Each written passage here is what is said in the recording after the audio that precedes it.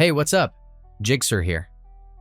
Do you want to turn off your iPhone without needing to use the shutdown slider?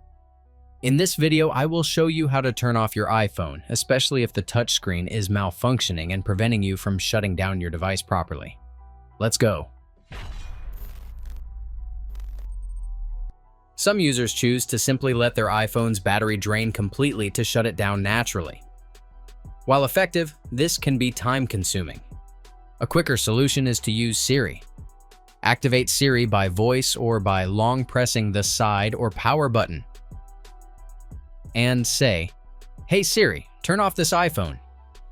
Siri will ask you to confirm, which you should do by saying yes. Your iPhone will then shut down immediately. But remember, you can only use Siri to turn off your iPhone if it is already unlocked. If Siri fails to initiate a shutdown, you can resort to a manual method. Begin by quickly pressing the volume up, and then the volume down buttons on your device.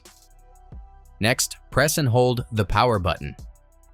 Once the screen turns black, simultaneously press and hold the volume up and power buttons together. Continue holding these buttons until the Apple logo appears on the screen, signaling the start of the shutdown process. Release the buttons once the screen completely turns off.